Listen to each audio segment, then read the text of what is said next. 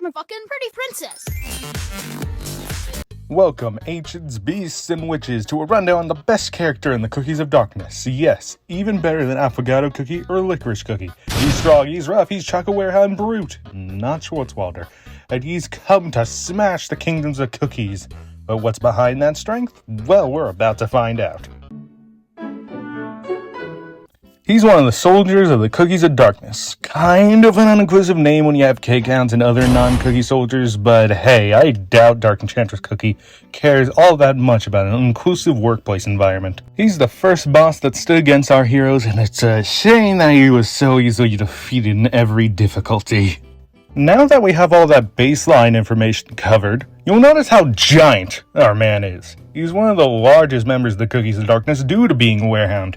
And notice how I say largest, not fattest. That's probably all muscle, honestly. Another aspect from him being a Werehound that's obvious is the fact that he's an anthropomorphic chocolate cake. Judging by his old name, specifically a black forest cake. Huh, they might be siblings, but that cookie will get a video another day. Our Brute wields a giant hammer to turn cookies into pancakes. Even when covered in flowers, it will still put a person in the ground with a slam. He's kind of a sore loser while we're at it. He's never been the best at taking loss, but hey, I can understand that. Never been the best at losing myself, though he does try his best to make the odds lean in his favor, as seen with her sabotaging the other contestants in the Hollyberry Kingdom contest. Though we are getting a bit ahead of ourselves there, we haven't actually went through his in-game story. So let's get on to it. He was one of the main opponents for a brave crew back at the start, though he got defeated each time he's shown up, which definitely sucked for him.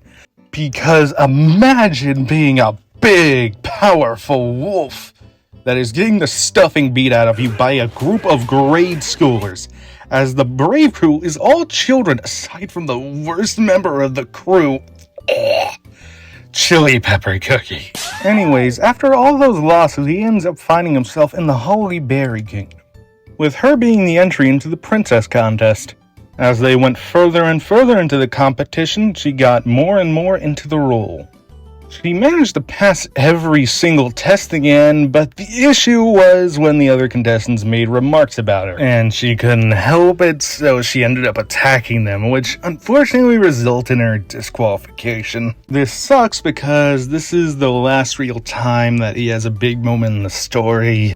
He appears in a few side stories, such as the heat of the concert as the main vocalist, or Wedding Cake Cookie's perfect wedding plan for a few seconds. But otherwise, after that part in the Hollyberry Kingdom, he only gets little moments about him, which really sucks, as he's honestly my favorite character in all Cookie Run Kingdom. I mean, yeah, he isn't a master of deceit, either a fount of knowledge, but he's my favorite. Though, as he's my favorite, it does mean I know about one of his many implications in the story.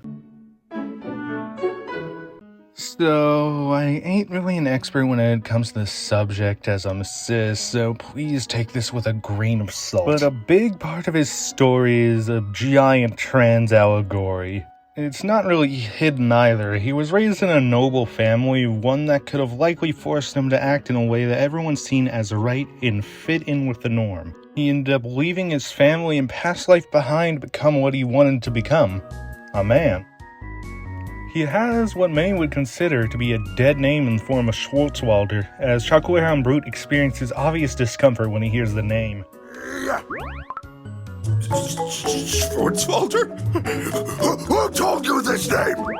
Though when the name is used, it's often not treated as seriously as his dead naming is. Though here's the thing, it isn't canon that Choco Werehound Brute is trans. There's a lot of evidence for it, but it's never been stated outright in canon. But this doesn't mean you can't headcanon him as trans, because honestly, I believe he's gender fluid and prefers to act masculine most of the time. Though I would think this would go without saying, but I've seen it happen many times on people that don't believe he's trans.